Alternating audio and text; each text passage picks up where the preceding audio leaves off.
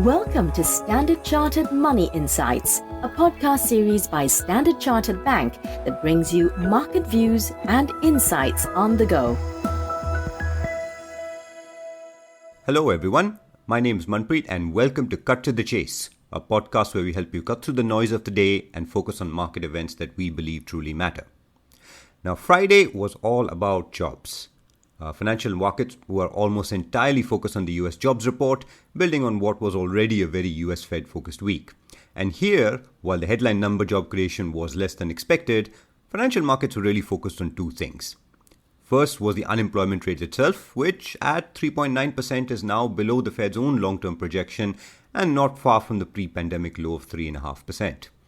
Second was the average hourly earnings rate, which continued to rise at an annual pace of around 4.7% year on year.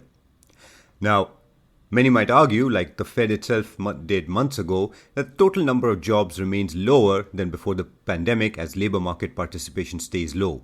But the focus has clearly shifted to the risk of inflation from a tighter labor market.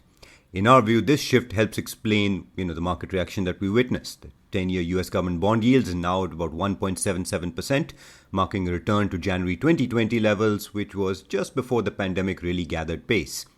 And we also saw rate-sensitive equity sectors like technology hurt more than those that benefit from higher yields like financials. Now, in this focus on US jobs market data, we wouldn't lose sight of the other key data point, which was Eurozone inflation. This reached a record high of 5% year on year in December, though admittedly a lot of this was driven by a 26% rise in energy prices led by natural gas. Now, if we put these two key points together, in our view, two key investor takeaways emerge. First, in equities, European financials stand out as a potential beneficiary because banks do benefit from higher bond yields. And any inflation concerns from the Eurozone imply room for higher yields in Europe, where bond yields could have room to catch up somewhat with the US move. Second, and a related point is that Eurodollar could be a beneficiary as well if the pair's technicals do end up strengthening with a break above 1.1385 resistance.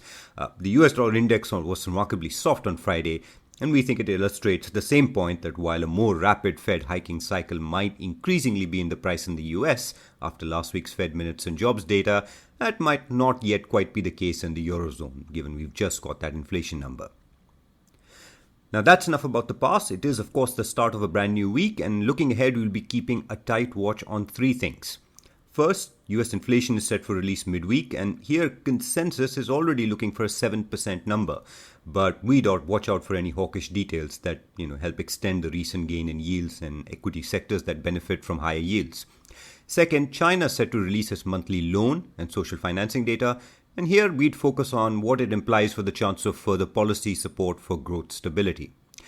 And finally, we'd watch whether the S&P 500 holds above the 50-day moving average. On this point, the one thing we'd highlight is that while equities can be volatile around the start of Fed rate hiking cycles, data since 1980 actually shows us that equities still perform well overall in the months before and after the first hike of a Fed rate hiking cycle. That means we'd of course be prepared to buy any significant dips. That's all for today. If you enjoyed this podcast, please don't forget to rate and like it. Thank you for listening, and we wish you a happy trading day ahead. Thank you for listening to Standard Chartered Money Insights, a podcast series by Standard Chartered Bank. For more details on the latest market insights, subscribe to Standard Chartered Money Insights.